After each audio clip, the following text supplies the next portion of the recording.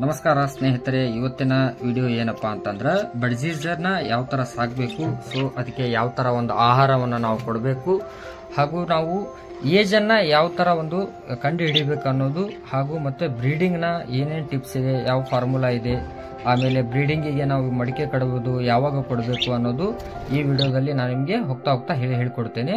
So ಯಾರು ಚಾನಲ್ನ subscribe ಮಾಡ್ಕೊಂಡಿಲ್ಲ ಅವ್ರು ದಯವಿಟ್ಟು ಸಬ್ಸ್ಕ್ರೈಬ್ ಮಾಡ್ಕೊಳ್ಳಿ, ಹಾಗೂ ಲೈಕ್ ಮಾಡಿ, ಬೆಲ್ ಐಕನ್ ಮೇಲೆ ಕ್ಲಿಕ್ ಮಾಡಿ ಅಂತ ಹೇಳ್ತಾ ಈ ವಿಡಿಯೋನ ಶುರು ಮಾಡೋಣ ಬನ್ನಿ ಸ್ನೇಹಿತರೆ.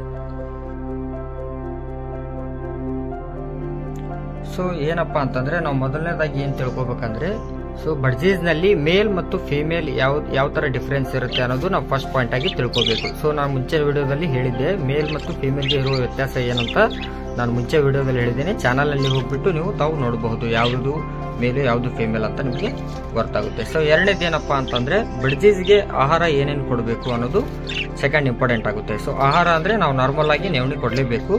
ಸೊ ಅದು ಬಿಟ್ಟು ಮತ್ತೆ ಅಂದ್ರೆ ತರಕಾರಿ ಅದಕ್ಕೆ ತುಂಬಾ ಇಷ್ಟಪಡುವಂತ ಒಂದು ಆಹಾರ ಅಂದ್ರೆ ತರಕಾರಿ, ಮತ್ತೆ ಅದು ಬಿಟ್ರೆ ನಾವು ಮೊಳಕೆ ಬರುವಂತ ಬೀಜ ಕೂಡ ಅವು ತಿಂತಾವೆ. ಸೊ ಮೊಳಕೆ ಬರುವ ಬೀಜ ಆಗಲಿ ಅಥವಾ ತರಕಾರಿ ಆಗಲಿ, ಸೊ ಒಂದಿನ ಬಿಟ್ಟು ಒಂದಿನ ಕೊಟ್ರೆ ಉತ್ತಮ. ನಾರ್ಮಲ್ ಆಗಿ ನೆವಣೆ ಅಂತೂ ನಾವು ಕೊಟ್ಟಿರ್ತೀವಿ, ಸೊ ನೆವಣೆ ಅವು ತಿಂದೇ ತಿನ್ನುತ್ತೆ. ಸೊ ಕೊತ್ತಂಬರಿ ಕೊಟ್ರೆ ಅದು ಒಂದು ಬ್ರೀಡಿಂಗ್ ಕೂಡ ಹೆಲ್ಪ್ಫುಲ್ ಅಂತ ಹೇಳ್ಬೋದು. ಹಾಗೆ ಬಡ್ಜೀಸ್ ಕೂಡ ತುಂಬಾ ಆಕ್ಟಿವ್ ಆಗಿರುತ್ತೆ, ಯಾಕಂದ್ರೆ ಅವು ತುಂಬಾ ಇಷ್ಟಪಟ್ಟು ತಿನ್ನುವ ಆಹಾರ ಅಂದ್ರೆ ಕೊತ್ತಂಬರಿ ಅಂತ ಹೇಳ್ಬೋದು. ಅದು ಯಾವ ತರ ಅಂತಂದ್ರೆ ನೀವು ವಿಡಿಯೋದಲ್ಲಿ ನೋಡಬಹುದು ಯಾವ ತರ ಇಷ್ಟಪಟ್ಟು ತಿಂತಾ ಇದೆ ಅಂತ.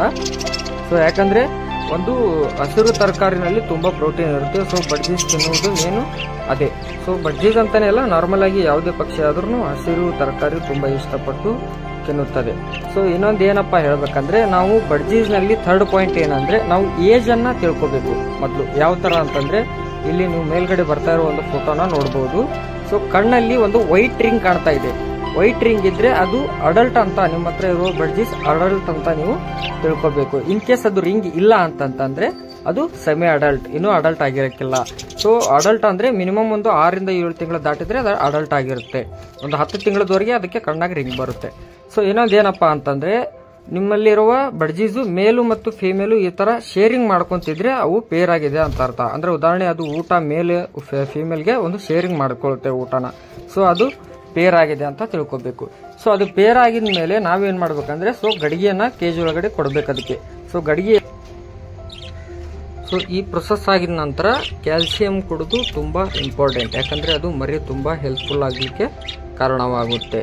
ಸೊ ಇನ್ನೊಂದೇನಪ್ಪ ಹೇಳ್ಬೇಕಂತಂದ್ರೆ ಅದಾಗಿಂದ ನಿಮಗೆ ಬ್ರೀಡಿಂಗ್ ಅದು ಸ್ಟಾರ್ಟ್ ಮಾಡುತ್ತೆ. ಸೊ ಬ್ರೀಡಿಂಗ್ ಮಾಡಬೇಕಾದ್ರೆ ಯಾವುದೇ ತರ ಅದಕ್ಕೆ ನಾವು ಡಿಸ್ಟರ್ಬೆನ್ಸ್ ಮಾಡಬಾರ್ದು, ಆಮೇಲೆ ಯಾವುದೇ ತರ ಒಂದು ಶಬ್ದ ಕೂಡ ಅದಕ್ಕೆ ಮಾಡಬಾರ್ದು. ಅದು ಒಂದು ದಿನದಲ್ಲಿ 2 ರಿಂದ 3 ಸಲ ಬ್ರೀಡಿಂಗ್ ಮಾಡುತ್ತೆ.